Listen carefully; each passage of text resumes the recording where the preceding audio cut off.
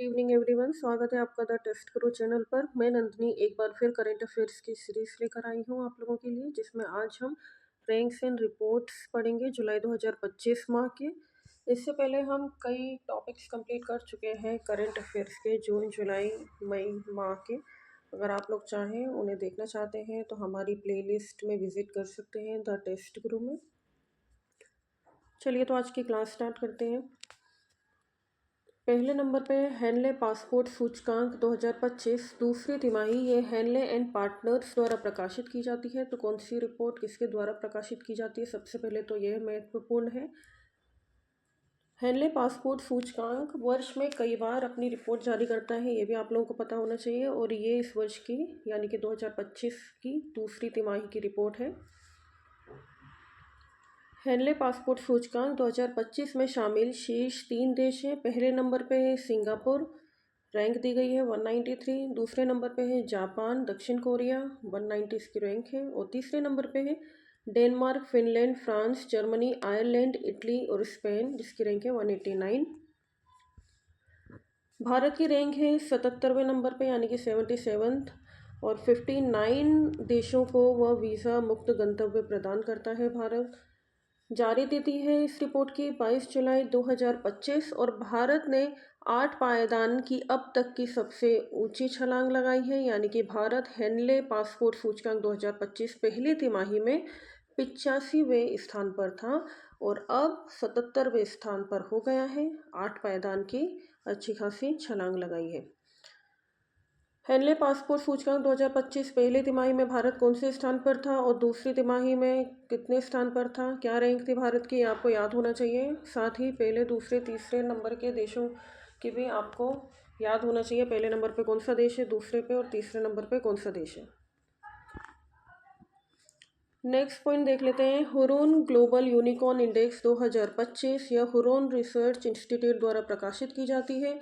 इसमें शीर्ष 3 देश हैं। तो पहले नंबर पे है अमेरिका, 750 इसके नंबर ऑफ यूनिकॉर्न्स हैं। कितने यूनिकॉर्न्स हैं अमेरिका के, 758। दूसरे नंबर पे है चीन, 343 इसके यूनिकॉर्न्स हैं। और तीसरे नंबर पे है भारत, 64 इसका यूनिकॉर्न है। आपको सिर्फ भारत कितने नंबर पे है ये याद रखना है और पहले दूसरे नंबर पे कौन सा देश है ये याद रखना है। और ये रिपोर्ट किसके द्वारा प्रकाशित की जाती है ये भी आपको याद रखना है। थर्ड पॉइंट देख लेते हैं। विश्व शांति सूचकांक 2025 यह institute for economic and peace द्वारा प्रकाशित की जाती है ये रिपोर्ट। और इसमें शीर्ष 3 देश हैं। पहले नंबर पे है आइसलैंड, दूसरे नंबर पे है आयरलैंड और तीसरे नंबर पे है न्यूजीलैंड। तो पहला दूसरा तीसरा याद रखिएगा। और भारत 115वें स्थान पर है। तो भारत की रैंक भी आपको याद रखनी है। संस्करण था इसका 19वां। भारत का स्थान 2024 में वैश्विक शांति सूचकांक में 116वां था। तो याद रखिएगा 2024 में 116वां था और अब 2025 में 115वें स्थान पर है भारत। नेक्स्ट पॉइंट देख लेते हैं। प्रबंधन प्रभावशीलता मूल्यांकन 2020 से 25 या 5 सालों का प्रकाशित किया जाता है। भूपेंद्र यादव जो कि केंद्रीय पर्यावरण, वन एवं जलवायु परिवर्तन मंत्रालय है, उनके द्वारा प्रकाशित किया गया है। और इसमें देश के 438 संरक्षण क्षेत्र का मूल्यांकन किया गया है। तो कितने ये भी आपको याद रखने हैं। 438 संरक्षण क्षेत्र का मूल्यांकन किया गया है हमारे देश के। इसमें शीर्ष 3 ये देश नहीं राज्य हैं। शीर्ष 3 राज्य हैं। पहले नंबर पे है केरल जिसकी 76.22% है। दूसरे नंबर पे है कर्नाटक और तीसरे नंबर पे है पंजाब। तो पहले दूसरे तीसरे आपको याद रखना है। और शीर्ष प्रदर्शन करने वाले केंद्र शासित प्रदेश में पहले नंबर पे है चंडीगढ़, इसकी रैंक याद रखिएगा। लद्दाख को सबसे खराब श्रेणी में रखा गया है जिसकी रैंक है 34.9% स्कोर है इसका। सॉरी रैंक नहीं है, स्कोर है, ये आपको याद रखना है। और लद्दाख को सबसे खराब श्रेणी में रखा गया है।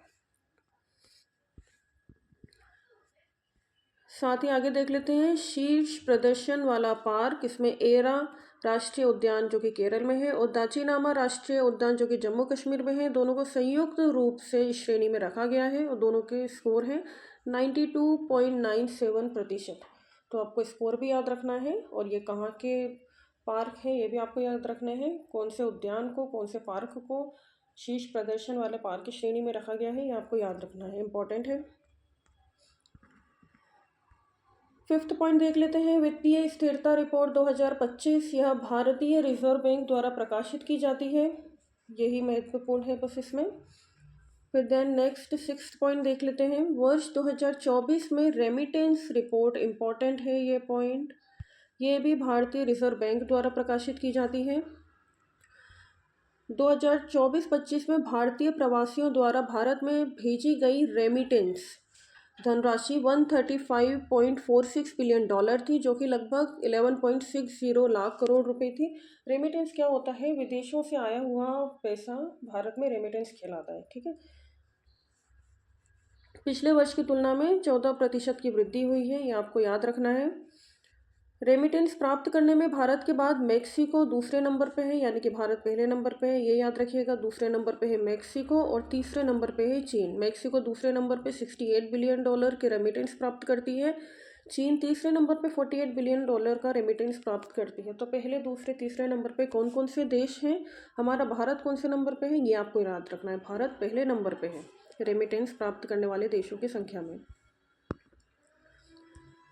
विदेशों से जो पैसा आए हैं उनमें कुल रेमिटेंस में से ब्रिटेन, अमेरिका और सिंगापुर की हिस्सेदारी 45% है। तो याद रखिएगा, हमारे भारत में विदेशों से जो पैसा आता है उनमें से कुल रेमिटेंस ब्रिटेन, अमेरिका और सिंगापुर का हिस्सेदारी टोटल 45% है, ठीक है। इतना मिला के ही अमेरिका, ब्रिटेन और सिंगापुर से 45% पैसा आ जाता है कुल रेमिटेंस में। और तेल की कीमतें घटने की वजह से खाड़ी देशों से रेमिटेंस में कमी हुई है, ऐसा मानना है रिपोर्ट के अनुसार। और रेमिटेंस से हमारे व्यापार घाटे से करीब 47% तक की भरपाई हो जाती है, इसलिए रेमिटेंस काफ़ी इम्पोर्टेंट है। जितना भी हमें घाटा होता है, घाटा लगता है, उसमें से 47% की भरपाई हमारे ये रेमिटेंस से ही हो जाती है हमारे भारत देश की, ये आप लोगों को पता होना चाहिए। नेक्स्ट पॉइंट देख लेते हैं, दक्षिण भारतीय राज्यों में HIV चिंताजनक रिपोर्ट। यह भारतीय आयुर्विज्ञान अनुसंधान परिषद यानी कि ICMR और नेशनल इंस्टीट्यूट ऑफ एपिडेमियोलॉजी द्वारा प्रकाशित की जाती है, यह आप लोगों को पता होना चाहिए। और वर्ष 2023 में भारत में अनुमानित 25.44 लाख लोग HIV से पीड़ित थे, जिनमें से 6.35 लाख लोग दक्षिण भारत के 5 राज्यों में से थे।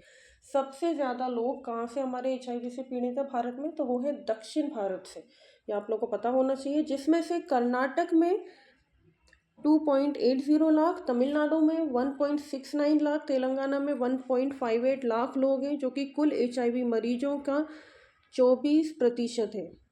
याद रखिएगा, इन 3 राज्यों में से ही कुल 24% HIV मरीज हमारे भारत में पाए जाते हैं। नेक्स्ट पॉइंट देख लेते हैं, spring 2025 poverty and equity brief, यह विश्व बैंक द्वारा प्रकाशित की जाती है। जुलाई 2025 में इसको जारी की जाती है।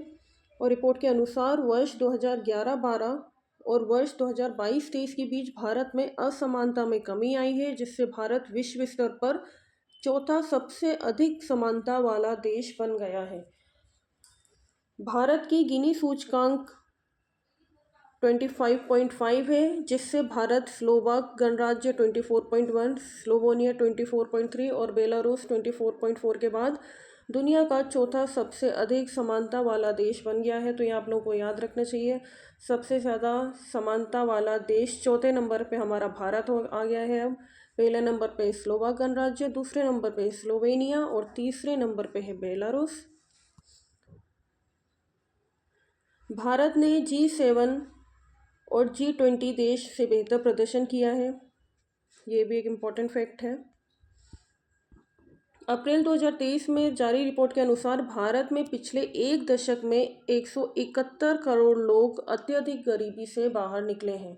तो काफ़ी अच्छा खासा आंकड़ा, गरीबी मिटाने के लिए, गरीबी को ख़त्म करने के लिए भारत ने काफ़ी अच्छा इसमें काम किया है। काफ़ी अच्छा आंकड़ा देखने को मिल रहा है, 171 करोड़ लोग अत्यधिक गरीबी से बाहर निकले हैं अप्रैल 2023 में जारी रिपोर्ट के अनुसार। तो ये इम्पॉर्टेंट है, याद होना चाहिए आपको। और गिनी इंडेक्स आय, संपत्ति या खपत के विवरण की समानता को मापता है। जैसा कि आप लोगों ने अगर इकोनॉमी पढ़ा होगा थोड़ा बहुत तो जानते होंगे, गिनी इंडेक्स आय, संपत्ति की खपत या वितरण की समानता असमानता को मापने में मदद करता है, जहाँ पर 0 को पूर्ण समानता और 100 को पूर्ण असमानता दर्शाते हैं। नेक्स्ट पॉइंट देख लेते हैं 9th। स्प्रिंग 2025 ग्लोबल एटीट्यूड सर्वे, ये प्यू रिसर्च सेंटर द्वारा प्रकाशित की जाती है। वर्ष 2025 में यह सर्वेक्षण 23 देशों में किया गया था और उच्च आय वाले 12 देशों में लोकतंत्र के प्रति असंतोष देखा गया है। कितने देशों में? 12 देशों में। भारत के 74% लोग देश की लोकतांत्रिक शासन प्रणाली से संतुष्ट हैं, यानी कि डेमोक्रेसी से संतुष्ट हैं। भारत के कितने प्रतिशत लोग? 74% लोग, जिससे भारत स्वीडन, जिसमें 75% लोग के बाद लोकतंत्र संतुष्टि में दूसरे नंबर पर है। पहले नंबर पे कौन सा देश है? स्वीडन। और दूसरे नंबर पे लोकतंत्र शासन प्रणाली से संतुष्ट में भारत दूसरे नंबर पे है। पहले नंबर पे याद रखिएगा स्वीडन है, दूसरे नंबर पे भारत है। दुनिया में अपने लोकतंत्र से सर्वाधिक संतुष्ट लोगों में स्वीडन और भारत के बाद इंडोनेशिया, ऑस्ट्रेलिया और जर्मनी है। तो ये 3 देश भी आपको भारत और स्वीडन के बाद याद होना चाहिए। ग्रीस और जापान में लोकतंत्र में सर्वाधिक असंतोष है, ये और नहीं है, ये असंतोष है। ठीक है, असंतोष।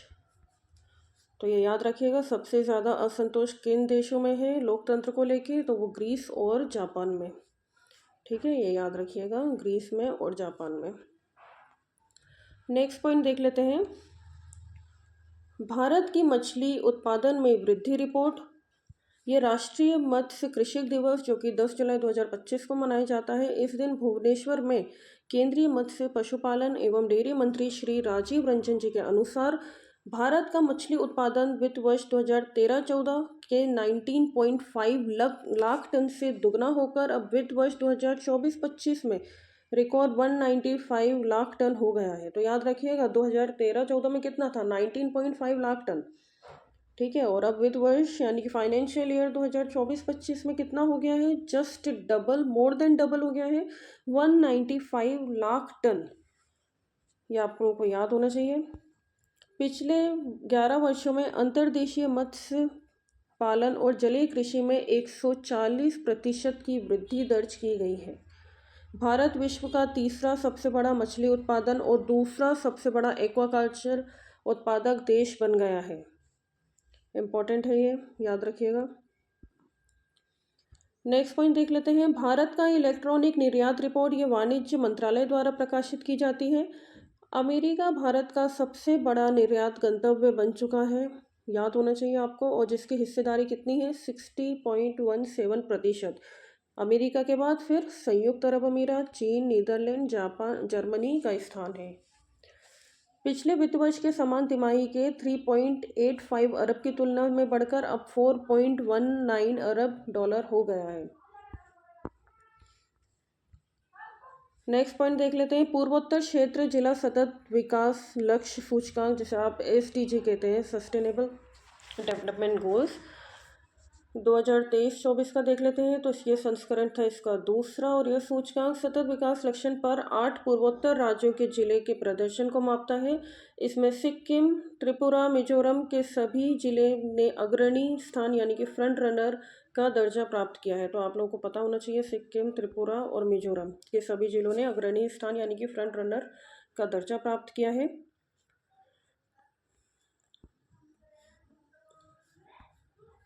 अब नॉर्थ ईस्ट रीजन जिला देख लेते हैं। SDG सूचकांक 2023-24 के 5 शीर्ष जिले हैं।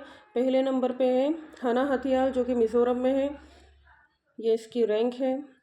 दूसरे नंबर पे है चंपई, ये भी मिजोरम में। तीसरे नंबर पे गोमती, त्रिपुरा में। चौथे नंबर पे है मोकोचंग, नागालैंड में। 5वें नंबर पे है पश्चिम त्रिपुरा, जो कि त्रिपुरा में है। ये पांचों आप लोगों को याद होना चाहिए। यह सूचकांक नीति आयोग और पूर्वोत्तर क्षेत्र विकास मंत्रालय द्वारा UNDP के तकनीक सहयोग से विकसित की जाती है, यानी कि नीति आयोग और पूर्वोत्तर क्षेत्र विकास मंत्रालय द्वारा इसको विकसित किया जाता है। मिजोरम का हना हथियाल पूर्वोत्तर क्षेत्र में सर्वश्रेष्ठ प्रदर्शन करने वाला जिला बना है। तो याद होना चाहिए, मिजोरम का हना हथियाल जिला सबसे ज़्यादा प्रदर्शन करने वाला जिला बना है पूर्वोत्तर राज्य में। नेक्स्ट पॉइंट देख लेते हैं, पहला टाइम 100 क्रिएटर सूची, ये टाइम पत्रिका द्वारा जारी किया जाता है और इस सूची में भारतीय यूट्यूब अभिनेत्री प्राजक्ता कोली को शामिल किया गया है, जो इस सूची में जगह बनाने वाली एकमात्र महिला है। तो इनका नाम याद रखिएगा। पहले टाइम 100 क्रिएटर सूची में यूट्यूबर अभिनेत्री प्राजक्ता कोली को शामिल किया गया है और यह एकमात्र भारतीय महिला है, भारतीय है, जिनका नाम इसमें शामिल किया गया है।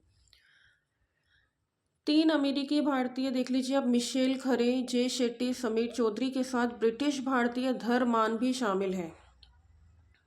अगर भारतीय आपसे पूछे जाए तो सिर्फ एक ही है भारतीय यूट्यूब अभिनेत्री प्राजक्ता कोली और बाकी ये 3 अमेरिकी भारतीय हैं। चलिए इसी के साथ आज की क्लास हमारी यही समाप्त होती है। आपको ये क्लास कैसी लगी कमेंट करके ज़रूर बताएं। लाइक और शेयर करना ना भूलें। जल्दी मिलते हैं नेक्स्ट क्लास में, तब तक के लिए शुभ रात्रि।